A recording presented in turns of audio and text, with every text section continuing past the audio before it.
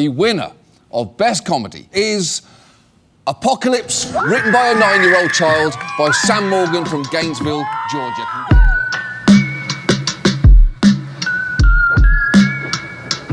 It is Halloween season 2024, which means it has been a year since we released our short film, Apocalypse, written by a 9-year-old child. As the title suggests, Apocalypse is based off of a script I wrote in a composition book about 10 years ago, when I looked like this. Apocalypse just finished up a festival run that exceeded my wildest dreams, so if you haven't seen Apocalypse yet, I would definitely recommend you watch it either before or after you watch this video. It doesn't really matter. It's a very unconventional movie, though. It's about 50% movie and then about 25% documentary and about 25% commentary. As the scenes play out, we cut back and forth between the movie as I originally imagined it and these table reads with the actors and crew where we all give our initial reactions to reading the script. We took a lot of inspiration from the Comedy Central series Drunk History, which uses a very similar technique of cutting between cinematic recreations and unscripted narrators. In fact, we didn't use any microphones on set. All of the audio that you hear in the film is what was recorded during the table reads. As for the rest of the sound design, I basically had to build it from the ground up, which means that all of the ambient sound,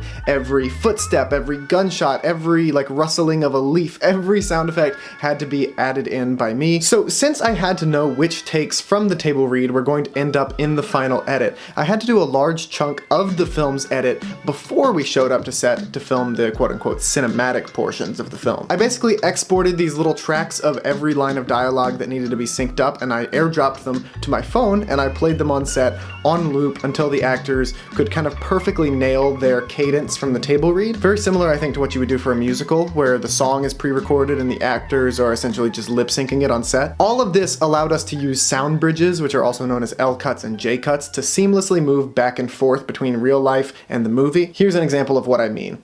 Jack. Henry. Harry. Lee. Oh, Jack. My bad. Okay, let me explain myself.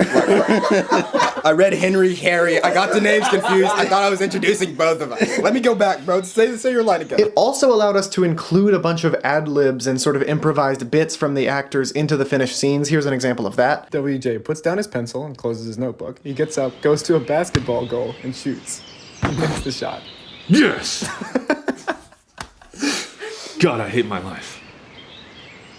We ball. All of that gives the film a very sort of conversational feel. I think people have said that it sort of feels like you're just sort of goofing off with these people. Like it almost feels like you're hanging out with a group of friends and just kind of riffing. Come to think of it, I also grew up watching a lot of commentary videos on YouTube. A lot of Danny Gonzalez, Drew Gooden, Eddie Burback, Curtis Connor type of videos that consist of them watching and making fun of a bad movie, cutting back and forth between the bad movie and their commentary on it. I think the fact that I watched a lot of that type of video in my adolescence really influenced the structural approach to this movie. It also was important that there was a clear distinction between the movie world and the real world. There's a couple of fairly obvious visual ways we pulled this off. The most obvious is the aspect ratio change. The real world scenes fill up the whole screen at a 16:9 aspect ratio, whereas for the movie cinematic scenes, we go narrower for the more traditionally cinematic 2.39:1 aspect ratio. The colors in the real world are also very vibrant and saturated and somewhat lifelike, whereas the movie scenes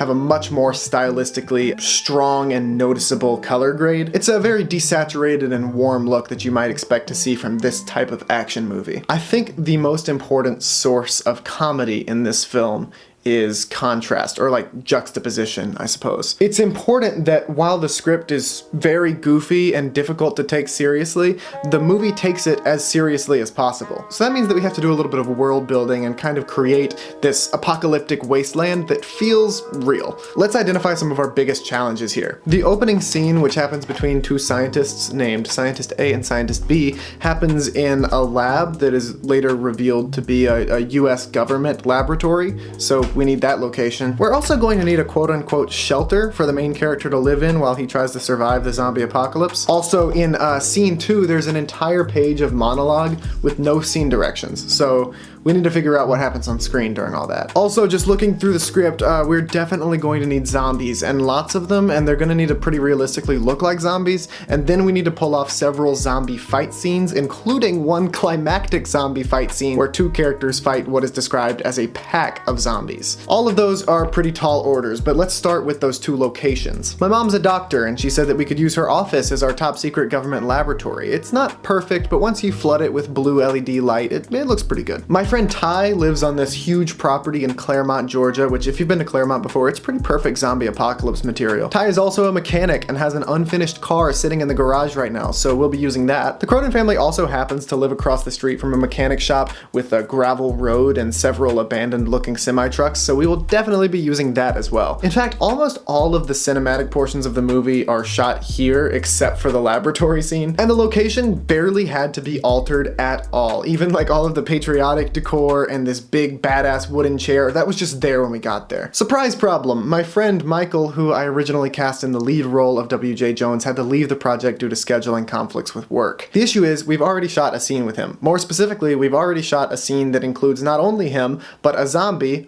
played by my friend Will, who lives in Mississippi and was visiting that week and had gone back to Mississippi by the time Michael had to leave. So there is no chance of getting Will back from Mississippi to do a reshoot with another actor, but I don't want to exclude him from the movie because he did a great job. I really enjoy his scene.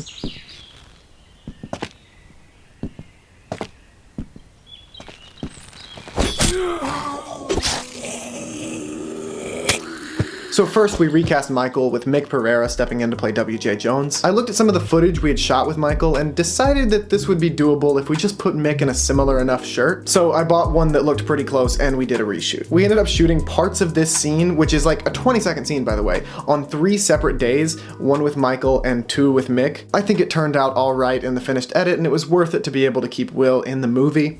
When I'm not bored or writing, I'm fighting zombies, which isn't exactly fun.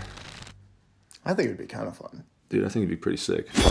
Okay, so about this monologue though. We decided to use this moment in the film to explore the character of our protagonist, W.J. Jones. With Mick's help, we decided that W.J., now a seasoned zombie killing machine, used to be a total dork before the apocalypse started. And we would use these flashbacks to show how he became what he is today. And how was that?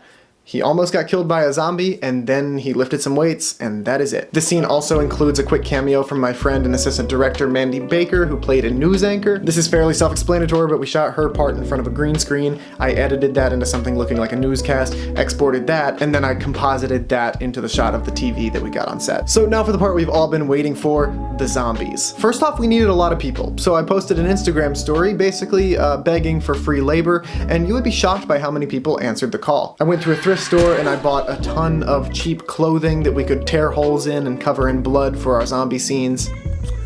We got plans. Yeah, it'll work. This is gonna be good. This is fine. I had gone out with Wyatt a couple of weeks before to a special effects store to buy some special effects makeup and zombie looking prosthetics, and then we brought them to Mandy and kind of just threw them in front of her and we're like, go ahead, make everybody look disgusting.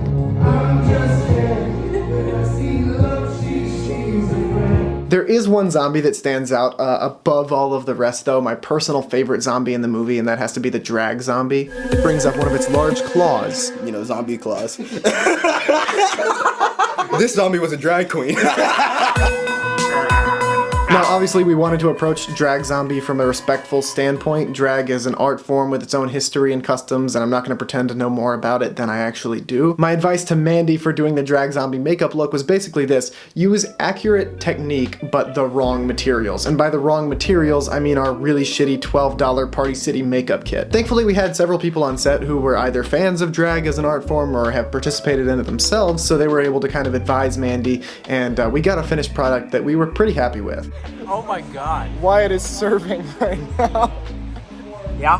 One of my favorite memories on set is just like covering the wig that we had bought with blood. And and also Wyatt, we were doing Wyatt's ADR because we had every zombie record some zombie noises that I could put into the movie. When we were doing Wyatt's little recording session, I was like, all right, now do a couple of takes of like what it might sound like when Drag Zombie dies.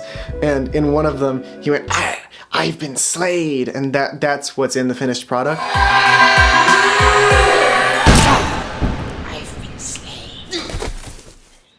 By the way, if anybody's looking for a last minute Halloween costume this year, Drag Zombie is right there. So as for the zombie fight scenes, I want to give so much credit to all of our zombies. They were very, very committed to the bit. There's this one scene where Landon, one of the zombies, falls, and he falls so hard and his leg comes up so quickly that he kicked Riley in the face. Also in this scene, Sky, one of our zombies, is crawling because I really, really wanted to have a zombie that was like crawling, and they are wearing a thrifted shirt, but those are their jeans. So I want to give credit to Sky. That's a pretty impressive sacrifice, and I hope that your jeans washed out okay. So thank you to the zombies, the actors, the crew, my mom, the Cronin family, and everyone else who has supported me on this movie and just over the years to make this point in my career possible. I could not be prouder of how Apocalypse turned out and where it's taken us. If you're new, please consider subscribing. I spent my summer shooting my first ever feature film, so there should be a lot of behind the scenes content accompanying that pretty soon. I also post film discussion videos and film festival vlogs, so if that kind of thing interests you, you can expect